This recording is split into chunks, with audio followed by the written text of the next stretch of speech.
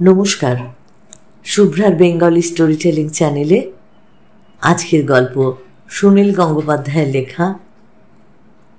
গল্পের নাম নিম্নগামী। স্নেহের বাবা জীবন অমিয়। আমায় তুমি চিনবে না। তোমার পিতা ঠাকুর অকালে স্বর্গগত হয়েছেন জেনে মর্মাহত হলাম। এতদিন তোমাদের কোনো সন্ধান আমি জানতাম না। সংবাদপত্রে তোমার পিতা শ্রীমান ভক্তিপদর মৃত্যু সংবাদ দেখে তোমাদের ঠিকানাটা জানলাম। তোমাদের আদি নিবাস ফরিদপুর জেলার পূব মাইজপাড়া গ্রামে, এমনই আমি মনে করছি। আশা করি এতে কোনো ভুল নেই। ভক্তিপদ ও শক্তিপদকে আমি অতি বাল্যকাল থেকে স্নেহ করি। যা হোক, এখন কাজের কথা বলি। পূব মাইজপাড়া গ্রামে আমার দশকর্ম ভাণ্ডার দোকান ছিল। নিশ্চয়ই তোমার বাবা কাকার নিকট সে দোকানের কথা শুনেছ। তোমাদের পরিবার আমার খাতক ছিল। হিসাবপত্রে দেখছি তারিখ 1356, 23 আষাঢ় পর্যন্ত আমার দোকান থেকে 232 টাকার তৈজস ও একখানি লেপ বাবদ আরও 51 টাকা তোমরা ধারে নিয়েছ। আজও তা পরিশোধ করা হয়নি। তুমি কৃতী হয়েছ। আশা করি বংশের এই ঋণ তুমি জানবা মাত্র শোধ করে দেবে। আমি এই শনিবার অর্থাৎ 4 শ্রাবণ সকাল 9টায় তোমার গৃহে যাব। টাকার জোগাড় রেখো। ইতি তোমার জ্যাঠা হরিনাথ পাইন। চিঠিখানা পড়ে দলামচা করে ফেলে দিতে গিয়েও অমিয় থেমে গেল। তার মনটা বিষাদ হয়ে গেছে। এরকম সময় কারোর সঙ্গে কথা বলতে হয়, নইলে শুধু নিজের ভেতরে ভেতরে গজরে গেলে একটা বিষ বাষ্প মনকে আরো দুর্বল করে দেয়। সে জোরে ডাকলো, বুলা বুলা। সাড়া পাওয়া গেল না। 2 ঘরের ছোট ফ্ল্যাট, অর্থাৎ বুলা এখন বাথরুমে। সন্ধ্যের থেকে অন্ধকার। অফিস থেকে ফিরে খাবার টেবিলেই চুপ করে বসেছিল অমিয়। সামনে একটা কেরোসিনের ল্যাম্প জ্বলছে। বুলা চা তৈরি করে দিয়ে এই একটু আগেও তো এখানে বসে কথা বলছিল। গরম লাগলেই বুলা বাথরুমে গিয়ে শাওয়ার খুলে তার নিচে দাঁড়ায়, অথচ বেরিয়ে এলেই তো আবার সেই ঘামই হবে। অমিয়র মনের মধ্যে রাগ জমছে। সে টেবিলের ওপর থেকে খবরের কাগজটাকে টেনে নিল। এটা বাংলার কত সাল? বাড়িতে একটা মোটে ইংরেজি কাগজ রাখা হয়, তাতে তো বাংলা তারিখ নেই। ক্যালেন্ডারও একটা মাত্র, বিদেশি কোম্পানির। তখন আমিও মনে মনে হিসেব করতে লাগলো। বাংলা সালের সঙ্গে 593 যোগ করলে ইংরেজি বছর তাহলে 1949। আমিও দাঁতে দাঁত চেপে কিছু একটা অস্পষ্ট ভাবে খারাপ কথা বলল। আধ ঘন্টা বাদে বুলা যখন বাথরুম থেকে বেরোলো, তখন অমিয় বারান্দায় দাঁড়িয়ে আকাশ দেখছে। সামনের রাস্তাঘাট মিশমিশে অন্ধকার, দেখবার কিচ্ছু নেই। বুলা এসে পাশে দাঁড়িয়ে বলল, আর যদি রান্না না করি বাইরে কোথাও গিয়ে খেয়ে নিলে হয় না? সস্তা কোনো জায়গায়। মাসের 3 তারিখ মাত্র, এখন 2-1 দিন এরকম বিলাসিতা করা যায়। অমিয় বলল, চলো। কটার সময় যাবে? 8:30।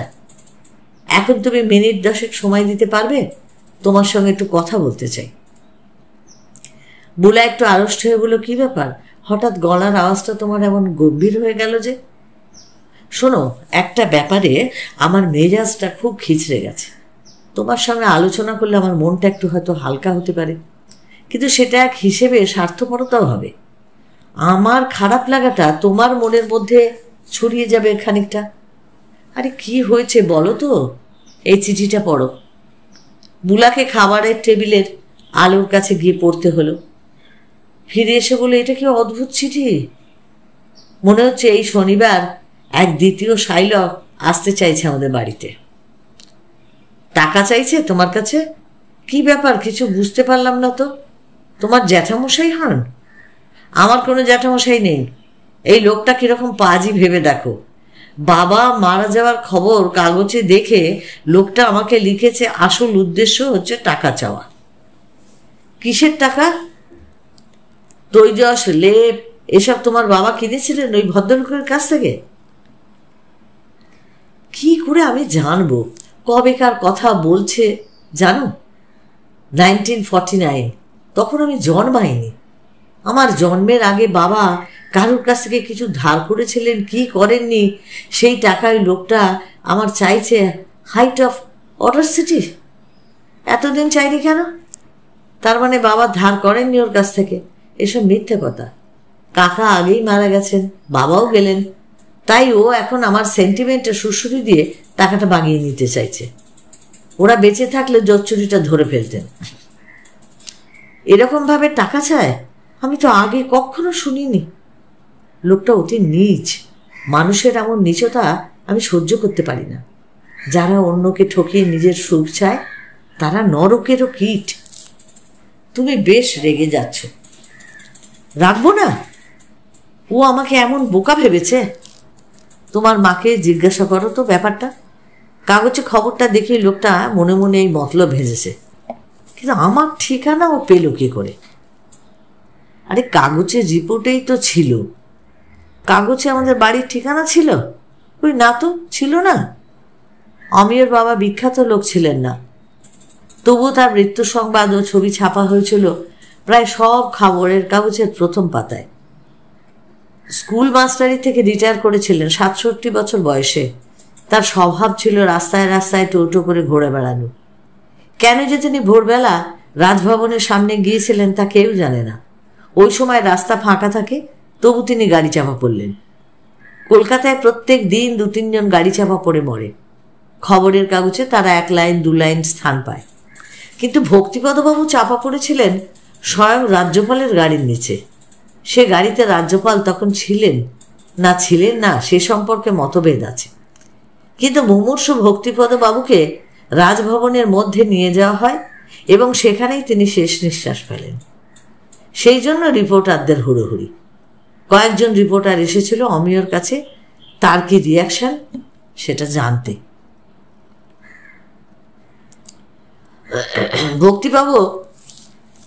ভক্তিপদ মৃত্যুর আগে বড় ছেলের নাম উচ্চারণ করেছিলেন, কিন্তু এই বাড়িতে তিনি থাকতেন না। অমিয়র ছোট ভাই থাকে বেহালায়, মা বাবা সেখানেই থাকেন। বুলার সঙ্গে বিয়েটা মা ঠিক মেনে নিতে পারেনি। বাবা নিজেই অমিয়কে বলেছিলেন, বেহালার বাড়িতে জায়গা এত কম, এখানে তুই নতুন বউকে নিয়ে কি করে থাকবি? একটা ফ্ল্যাট দেখে নে, যাওয়া আসা তো থাকবেই। মৃত্যুর আগে 6 মাস বাবার সঙ্গে দেখাই হয়নি অমিয়র। শ্রাদ্ধের পর 21 দিন কেটে গেছে। আজ সেই জন্য একটু অনুতপ্ত বোধ করল অমিয়। বুলা বলল, শনিবার লোকটা আসবে, তুমি কি বলবে? অমিয় রুক্ষ গলায় বলল, দরজা থেকে ভাগিয়ে দেব, কিংবা আমি দেখা করব না। তুমি মুখের ওপর দরজা বন্ধ করে দিও। এইরকম লোভী লোকেদের দেখলেই আমার মাথাটা গরম হয়ে যায়, হয়তো একটা থাপ্পড়ই মেরে বসবো। একটু বাদে বাইরে বেরোবার জন্য যখন তৈরি হচ্ছে বুলা, অমিয় আবার উত্তেজিতভাবে বলল, আর একটা কথা মনে পড়েছে, আমার বাবা আমাদের পাশের বাড়িতে লাস্ট গিয়েছিলেন 1948-এ। তাহলে 49-এ কি করে বাবা ধার করে লেপ কিনবেন? লোকটা তাহলে কিরকম জোচ্চোর বুঝে দেখো। বুলা স্থিরভাবে তাকিয়ে রইল অমিয়র দিকে, তারপর বলল, তুমি বরং একটা চিঠি লিখে লোকটাকে আসতে বারণ করে দাও। তোমার যা মেজাজ দেখছি। শোনো, আমার বাবার জন্য আমি 200-300 টাকা নিশ্চয়ই খরচ করতে পারি, কিন্তু কেউ একজন ঠকিয়ে নেবে। আরে চিঠি লেখো। অন্ধকারের মধ্যে কি করে চিঠি লিখবো? সন্ধ্যের পর কি বাড়িতে ফিরে কোনো কাজ করার উপায় আছে? আমাকে এমন ধমকাচ্ছ কেন? অন্ধকারের জন্য কি বলো, আমি তাই। রাত্রিবেলা বাইরের থেকে ওরা যখন ফিরল তখন রাত 11:15। বিদ্যুৎ তখন এসেছে। জুতো টুতো না খুলে চিঠি লিখতে বসে গেল অমিয়। সবিনয় নিবেদন, আমার বাবার কোনো বড় ভাই ছিল না। অচেনা কোনো লোক আমার কাছে নিজেকে যদি জ্যাঠা বলে জাহির করে, তাও আমি মোটে পছন্দ করি না। পূর্ববঙ্গের একটা গ্রামে আমাদের একটা পৈতৃক বাড়ি ছিল বটে, কিন্তু সে বাড়ি বা সে গ্রাম আমরা চোখে দেখিনি। সেই গ্রাম সম্পর্কে আমার কোনো দুর্বলতা থাকার কারণ নেই। আমার বাবা শেষবার দেশে গিয়েছিলেন 1948 সালে। তার পরের বছরেও তিনি আপনাদের দোকান থেকে কিভাবে ধারে জিনিসপত্র কিনলেন তা তো আমার বুদ্ধির অতীত। আমার জন্মের আগেকার সময়ের ধার শোধ করতে আপনি আমায় কেন বলছেন তাও তো বুঝতে পারলাম না। আমার বাড়িতে আপনার আসবার কোনো প্রয়োজন নেই। নমস্কার আনতে, অমিয় মজুমদার। শেষ করার পর চিঠিটা দুবার পড়ল অমিয়। যথেষ্ট কড়া হলো না, কিন্তু মুখের কথায় যত রাগ আসে লিখতে গেলে তা ঠিক অন্যরকম হয়ে যায়। আসলে দুটো ভাষা যে আলাদা। আলো নিভিয়ে শুয়ে পড়ার পর বুলা বলল, এবারে কয়েকদিন তোমার মাকে নিয়ে এসে এখানে রাখো। বেহালার বাড়িতে সব সময় ওই স্মৃতির মধ্যে। মাকে তো অনেকবার বলেছি, মা আসতে চায় না। বেহালার বাড়িতে কতগুলো গাছ পুঁতেছে, তা যদি অন্য কেউ জল না দেয়, মা এখন মানুষের থেকে গাছপালাদের বেশি পছন্দ করে। কদিন না হয় আমি বাপের বাড়ি গিয়ে থাকতে পারি। আমিও কনুইতে ভর দিয়ে উঁচু হয়ে উঠে বলল, তার মানে? বুলা স্বাভাবিক গলাতে উত্তর দিল, আমি না থাকলে তখন উনি আসতে পারবেন। তুমি তো বেহালায় যাওয়ার সময় পাও না, উনি এখানে এসে থাকলে তবু তোমার সঙ্গে একটু কথা টথা বলতে পারেন। সেটা এ সময় খুব দরকার। তুমি থাকলে আসবেন না, তুমি না থাকলে আসবেন, এর মানেটা কি? আমি না থাকলে তোমার দেখাশোনার জন্যও তো উনি আসতে পারেন। আমার মা তোমার সঙ্গে কোনোদিন খারাপ ব্যবহার করেছেন? না, খারাপ ব্যবহার কখনো করেনি, বরং দু এক সময় এত বেশি ভালো ব্যবহার করেন যে আমারই লজ্জা করে। তাহলে তুমি কি বলতে চাও? উনি আমাকে পছন্দ করেননি, এখনো করেন না। সে তো হতেই পারে, সবার সবাইকে যে ভালো লাগবে তার কোনো মানে নেই। আমি তোমার মাকে খুব একটা পছন্দ করি না, কিন্তু কোনোদিন কি খারাপ ব্যবহার করেছি? আমি হঠাৎ চুপ করে গেল। তার মনে পড়ল বাবার মুখটা। বাবা বুদ্ধিমান ছিলেন।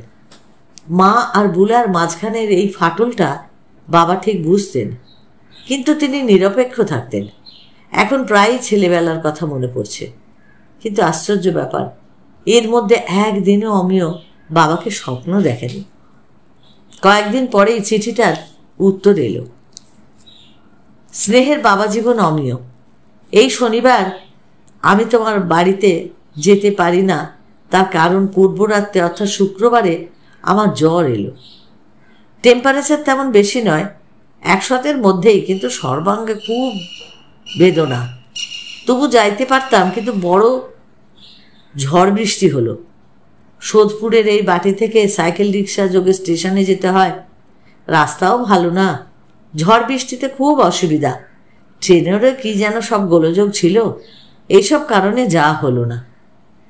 তোমার পত্র পেয়েছি, তুমি আমার পত্রের মর্ম ভুল বুঝেছ। পিতৃ ঋণ কখনো রাখতে নেই।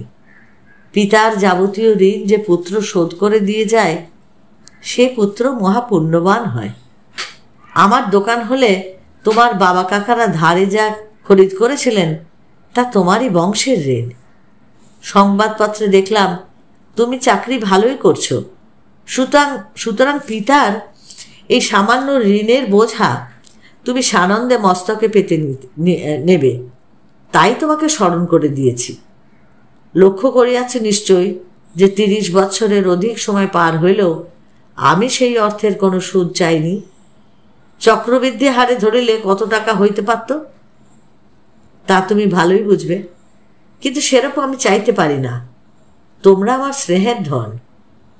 যা হোক, আমি আগামী রবিবার ইংরেজি 14 তারিখে অবশ্যই তোমার বাসায় যাব। তুমি টাকার জোগাড় রেখো। 232 ও 51 283 দিলেই তুমি দায়মুক্ত হবে।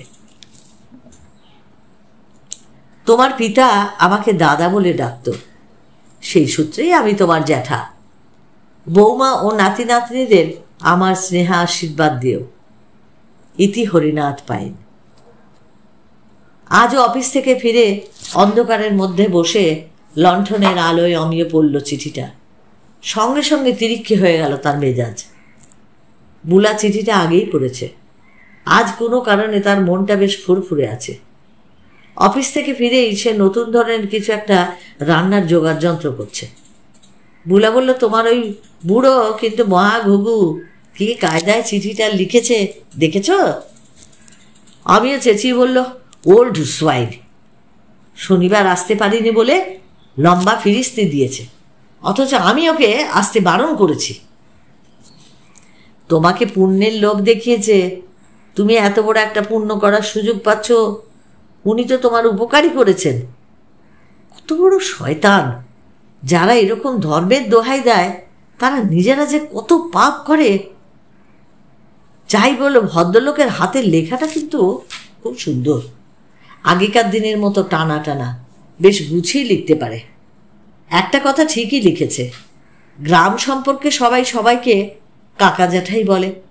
তোমার বাবা ওকে দাদা বলে ডাকতেন, সেই সূত্রে উনি তো তোমার জ্যাঠা হতেই পারেন। তুমি কি করে জানলে? তুমি তো কখনো গ্রামে থাকোনি। আরে এটা সবাই জানে। বেটা মোদি আবার আমাকে চক্রবৃদ্ধি আরে সুদের ভয় দেখাচ্ছে। আমি স্পষ্ট বুঝতে পারছি পুরো ব্যাপারটা একটা ভাঁওতা। কোনো রকমে বেটা আমাদের গ্রামের নাম আর বাবা কাকার নাম জেনেছে। তোমার মাকে জিজ্ঞাসা করো, উনি নিশ্চয়ই বলতে পারবেন। হ্যাঁ, মায়ের সঙ্গে দেখা করতে হবে। আজ অফিসে খোকন এসেছিল, ওকে বলতে ভুলে গেলাম। খোকন এসেছিল? কি বলল? এমনি বিশেষ কিছু না, এখন কান্নাকাটি কম করছে, অনেকটা স্বাভাবিক হয়ে গেছে। খোকনকে বলনি মাকে কিছুদিনের জন্য এই বাড়িতে পাঠিয়ে দিতে?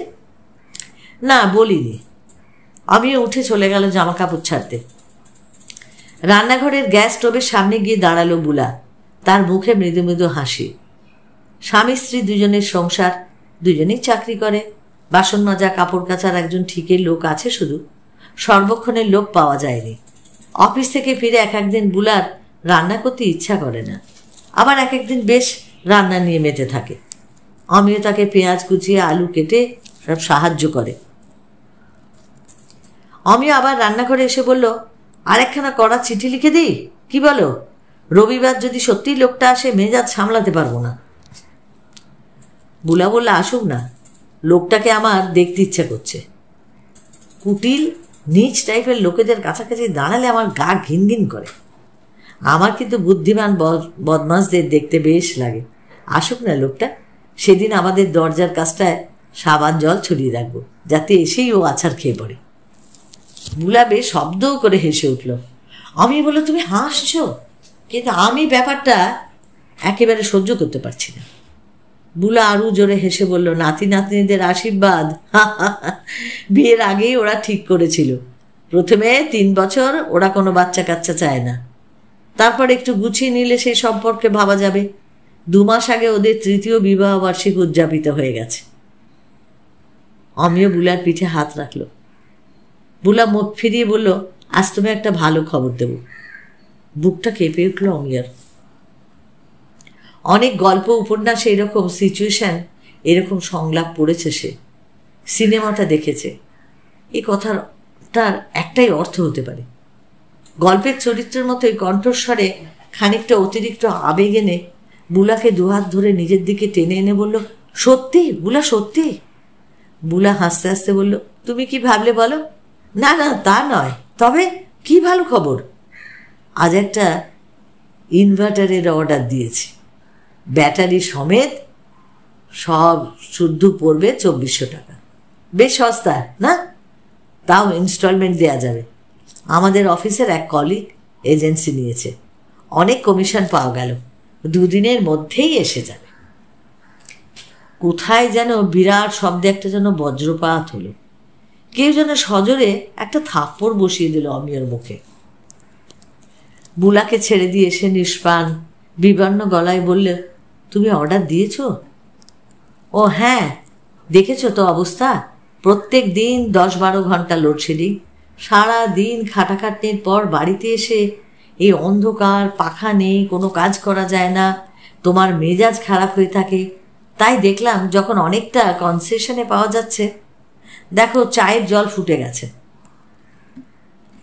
এতে 3টে আলো পাখা চলবে, বুঝলে? আমাদের তো তার বেশি দরকার নেই, পাখা ছাড়া আমি একদম ঘুমোতে পারি না।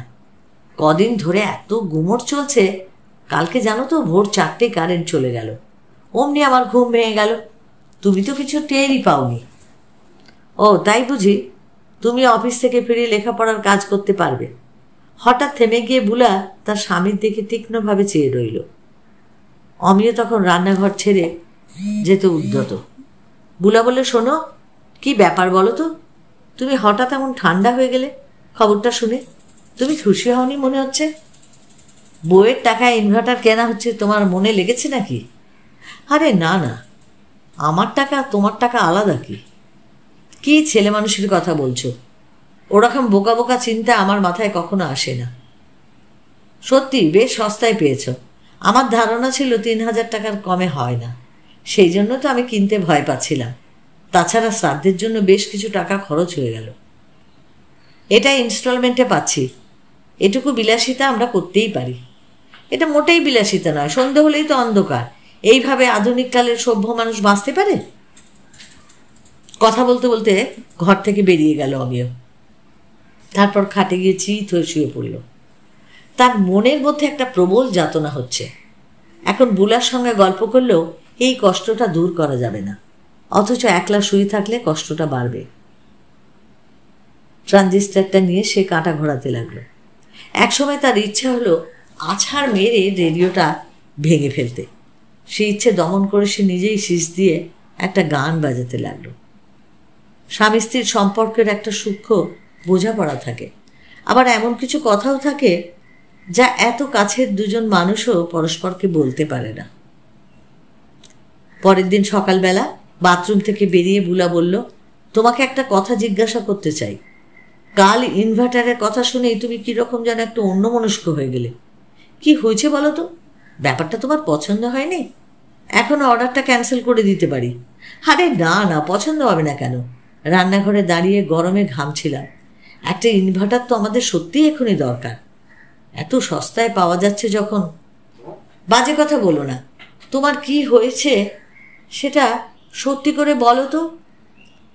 এবার একটু চুপ করে থেকে আমি বললো, একটা কথা হঠাৎ আমার মনে পড়ে গেল, তাই একটু খারাপ লাগছিল।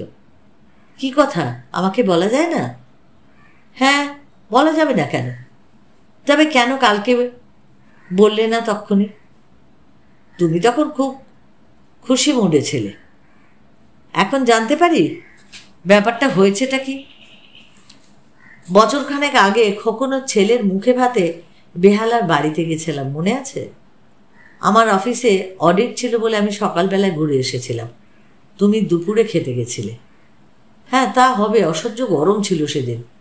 আমাদের বেহালার বাড়িটা জানো তো, একতলা, 3 দিক চাপা, একদম হাওয়া ঢুকতে চায় না।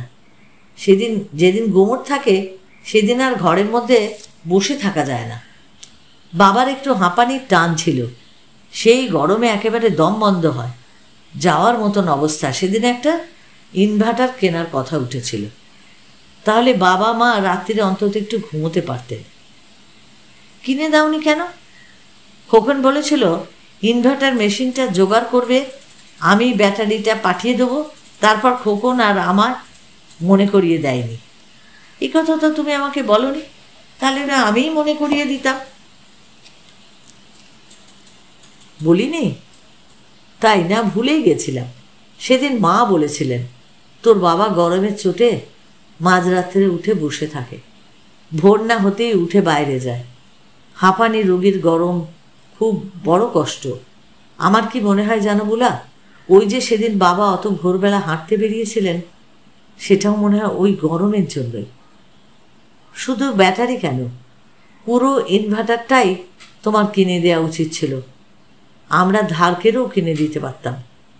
উচিত তো অনেক কিছুই থাকে, আবার অনেক কিছুই করা হয়ে ওঠে না। এসব ভুলের জন্য আমাদের আত্মগ্লানি হয়, কিন্তু স্ত্রীর কাছ থেকে কোনটা উচিত কোনটা উচিত না তা শুনতে ঠিক ভালো লাগে না। এই ব্যাপারটা যদি তুমি সেই 1 বছর আগেই আমায় বলতে, তাহলে একটা কিছু ব্যবস্থা হয়ে যেত নিশ্চয়ই। তা ঠিক, তুমি আমার থেকে অনেক বেশি এফিশিয়েন্ট। তাহলে কি আমাদেরটা এখন কেনা উচিত নয়? না না না, এসব ন্যাকামির কোনো মানে হয় না। যা হওয়ার তা তো হয়েই গেছে।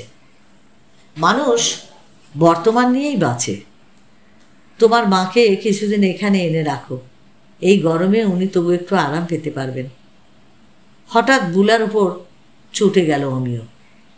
বুলা কেন যে এই কথাটা বারবার বলে। রবিবার সকালে চা খাওয়ার পর বুলা বলল, আজ কিন্তু সেই ঘোরেল বুড়োটা আসবে। তোমার মার কাছে গিয়ে একদিন জিজ্ঞাসা করে এলে না? অমিয় চমকে উঠল। এই কদিন নানান কাজে সেই চিঠির প্রসঙ্গটা ভুলেই গেছিল। মায়ের সঙ্গেও দেখা করা হয়ে ওঠেনি। বেহালায় যাতায়াত করাও কম ঝামেলার নয়। আমি বলল, আমি এক্ষুনি কেটে পড়ছি বাড়ি থেকে, তুমি ম্যানেজ করো। বুলা বলল, আমি কি কথা বলবো? আমি তোমাদের গ্রামের কথা কিছু জানি না। আমি বা কি জানি, কোনোদিন দেখিনি, শুধু গল্পই শুনেছি। তবে আই এম শিওর ওই লোকটা মিথ্যেবাদী।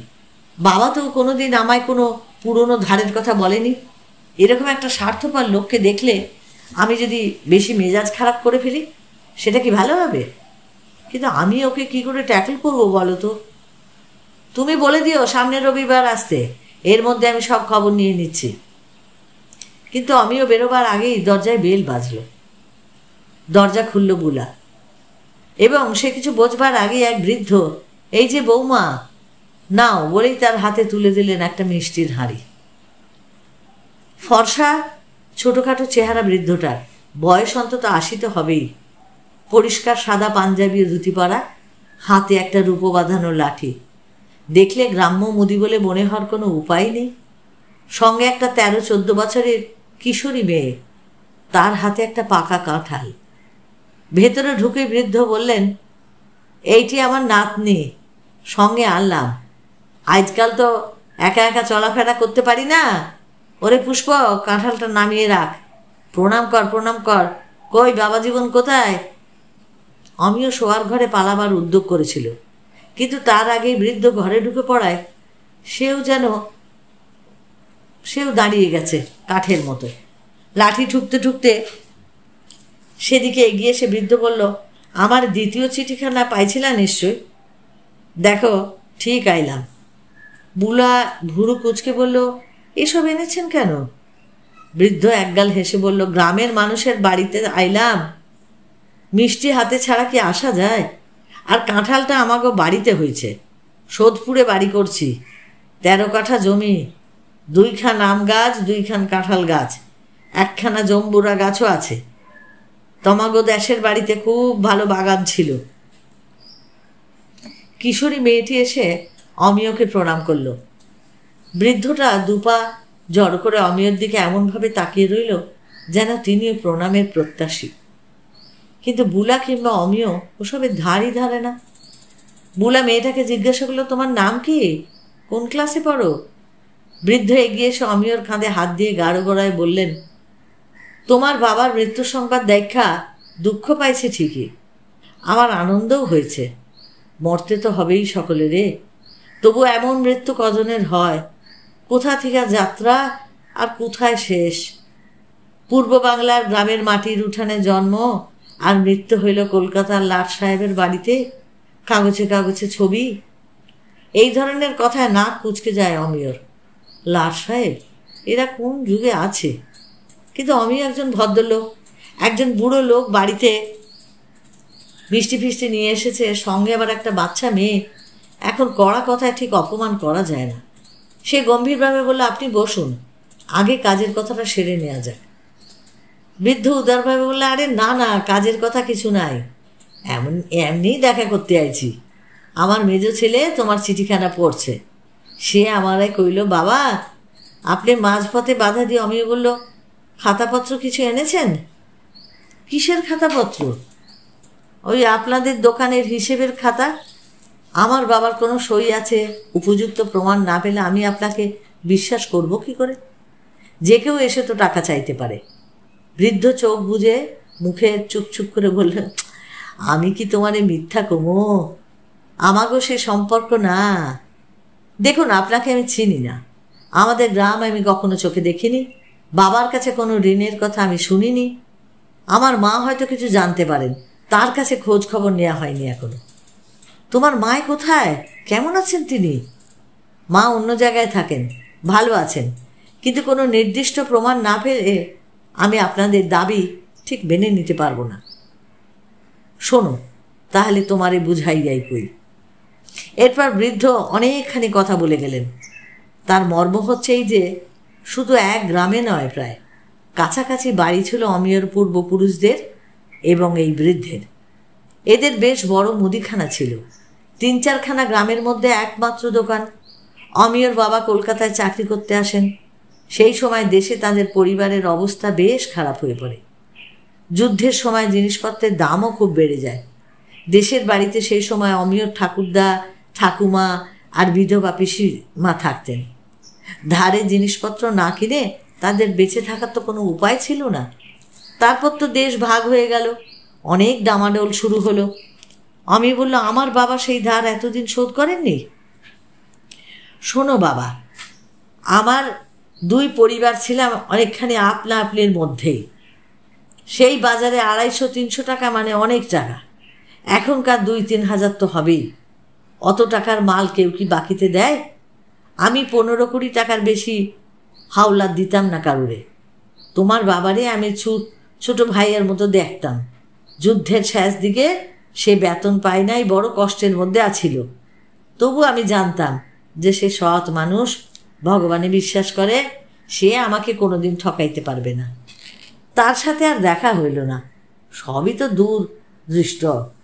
ওই ল্যাপের কথা আমি লিখেছি, তুমি সেই ল্যাপার কথা জানো? বুলা কিশোরী মেয়েটিকে জলখাবার দিয়ে আরেকটা প্লেট নিয়ে ওদের কাছে এসে দাঁড়িয়েছে। সে জিজ্ঞাসা করলো, ল্যাপ মানে? অমিয় বলল, লেপ, শীতকালে গায়ে দেবার। বৃদ্ধ বললেন, তোমার ঠাকুরদারে আমরা সকলরাই বড় খুড়া কইতাম। তুমি দেখছো তোমার ঠাকুরদারে? ও না, তোমার জন্মের আগেই তো তিনি গত হয়েছেন। খুব উঁচু দরের মানুষ আছিলেন বড় খুড়া, যেমন সত্যবাদী আর তেমনি রাগী। তেনার কথা কইতে গেলে অনেক কইতে হয়। যাই হোক, তোমার বাবা যখন শেষবার দেশে গেলেন 1948, সেই সময় তোমার ঠাকুরদার একেবারে যায় যায় অবস্থা, নিউমোনিয়া হয়েছিল। খবর পাইয়া তোমার বাবাই তাদের দেখতে গেল। কবিরাজ জবাব দিয়ে দিয়েছে চিকিৎসার কিছু নাই। তোমার বাপে তবু চেষ্টা ত্রুটি করে নাই। তার নিজেরও তখন চাকরি নাই, অনেক কষ্ট কইরা দেশে আইছে। মরার 2 দিন আগে তোমার ঠাকুরদাদার সে কি কাঁপুনি, থরথর কইরা কাঁপে আর চিখায়। শীত মলাম রে, বড় শীত, বড় শীত। বাড়িতে কাঁথা কম্বল যত ছিল সব চাপা দিল, তবুও শীত যায় না। এক সময় বড় খুলা কইল, ভক্তি, আমারে নতুন ল্যাপ আয়না দে, লাল রঙের ল্যাপ। আমার শীত করে, আমারে বাঁচা, আমারে লাল ল্যাপ দে। তখন ভক্তিপদ দৌড়ে এলো আমার দোকানে, কইল কি, হরি দাদা, যেমন কইরা পারো আমার একটা লাল লেপ দাও। আমার বাবার শেষ স্বাদ, এই না মেটালে আমি নরকে যাব। আমার কাছে টাকা নাই হরি দাদা, তুমি একখানা লাল লেপ দাও, আমি যেমন কইরা পারি তোমার এই টাকা শোধ দিব। আমি কইলাম, ওরে ভক্তি, তোর বাপে শীতে কষ্ট পায়, তিনি আমাকে বড় খুড়া, তার জন্য ল্যাপ দিব না? নিশ্চয়ই দিব। লাল ল্যাপ তো স্টকে ছিল না, তাই লাল কাপড়া ছিল, 1 ঘন্টায় ল্যাপ বানাইয়া দিলাম। সেই ল্যাপ তোমার ঠাকুরদাদা গায়ে দিছে, গায়ে দিয়া কইছে, বড় আরাম। তারপর সে মরছে। একটুক্ষণ সবাই চুপ করে রইল। এমনই নিস্তব্ধতা যে পাখা ঘোড়ার আওয়াজ পর্যন্ত শোনা যায়। গলা পরিষ্কার করে অমিয় বলল, বহুদিন আগেকার কথা। এর মধ্যে বাবা সেই ধার শোধ করার চেষ্টা করেনি? আপনাদের তো আর যোগাযোগ হয়নি? বৃদ্ধা বলল, তার দোষ নাই। এর পরের সনেই পাকিস্তানে বড় রকমের গোলমাল শুরু হলো। আমার দোকানে আগুন লাগিয়ে দিল, আমার বড় ছেলে মারা গেল, আমরা দেশ ছাইরা পালাইলাম। কি কোথায় গেল তার ঠিক নাই। আমরা গিয়ে ঠেকলাম সেই ফুলিয়ায়। তোমার বাবা কোথায় থাকেন তাও জানি না, সেও জানে না আমরা কোথায়। বুলা চোখটা দিয়ে ইঙ্গিত করে করলো আমি ওকে। আমি উঠে দাঁড়িয়ে বলল, আমি আপনাকে ক্যাশ দিতে পারছি না, চেক দিয়ে দিচ্ছি। খপ করে আমি ওর হাতটা ধরে বৃদ্ধ বললেন, আরে না না, সেই কথাই তো তকাইতে আইছি। আমার মেজ ছেলে এখন পাটের কোম্পানিতে ভালো চাকরি করে, ছোট ছেলেও ব্যবসায় নামছে। সোদপুরে বাড়ি করেছি। ভগবানের আশীর্বাদে এখন আর আমাকে অভাব নাই। তোমার চিঠিখানা আমার মেজ ছেলে দেখছে। সে আমারে খুব বকলো, কইল কি, বাবা আপনি এতদিন পরে ওই সামান্য টাকার জন্য মানুষের বিরক্ত করতে আছেন? ছি ছি, আপনি ক্ষমা চাইয়া চিঠি লেখেন। আমি যত কই যে আমি শুধু টাকার জন্য চিঠি লিখি নাই, তা সে শোনে না। পুতের বউ সেই কথাই কয়, তাই তোমার কাছে আজ আইছি। আমিও বলল, না না, আপনি তো ঠিক কাজই করেছেন। টাকা নেবেন না কেন? বিপদের সময় আমাদের পরিবারকে সাহায্য করেছেন, এখন সেই ধার শোধ করা তো আমাদের কর্তব্য নিশ্চয়ই। বৃদ্ধ বলল, না না, সে টাকা আমি কিছুতেই নিতে পারবো না। তাইলে আমার পোলারা আমার মুখ দেখবে না। তুমিও আমার টাকা নিতে কইও না। আপনি আমাদের ঋণী করে রাখবেন? আমি 2 দিন পরে মইরা যামু। আমার কাছে আর ঋণ কি? ও টাকা আমি দাদু ভাই আর দিদি ভাইদের আশীর্বাদ হিসাবে দিয়া গেলাম। কই নাতি নাতনিরা কোথায়? তাদের যে দেখছি না। স্নেহ যে সব সময় নিম্নগামী, এই গল্পটা পড়ে সেটাই বোঝা গেল। হরিনাথ পাইন চেয়েছিল যে অমিয়রা যদি তাদের পিতৃ ঋণ শোধ করে দেয় তাহলে হয়তো তাদের ভালো হবে। কিন্তু শেষে যখন তার ছেলেরা বোঝালো যে যে ঋণের কথা তারা কোনোদিন শোনেইনি, তারা সে দোকান, সেই গ্রামের বাড়ি, তারা কিছুই জানে না, তাদের কাছে বাবা তুমি সেই টাকা পরিশোধ করে কি পুণ্যের আশা করছো, ছেড়ে দাও। তখন হরিদাস পাইন তাদের বাড়িতে এসেছিল শুধুমাত্র এই কথাটাই বলতে, যে ওটা আমি তোমাদেরকে মকুব করে দিলাম, তোমাদের ছেলে মেয়েরা ভালো হোক, তাদের আমি আশীর্বাদ করতেই আজ আমি এসেছি, আমি টাকা নিতে আসিনি। অমিয় কিন্তু তাকে ভুলই বুঝেছিল। আসলে স্নেহ সবসময় নিম্নগামীই হয়। তিনি পিতৃতুল্য মানুষ অমিয়দের কাছে, তাই তাদের যাতে ভালো হয় সবসময় সেই চেষ্টাই করেছেন। এই গল্পটা শেষে আমার এটাই মনে হলো। আর এই গল্পটা যদি তোমাদের ভালো লাগে তাহলে তোমরা অবশ্যই লাইক করো, শেয়ার করো। আর যারা এখনও সাবস্ক্রাইব করোনি, প্লিজ প্লিজ একটু সাবস্ক্রাইব করে আমার পাশে থেকো। সকলে ভালো থেকো, অপেক্ষায় থেকো আমার পরবর্তী গল্পের জন্য।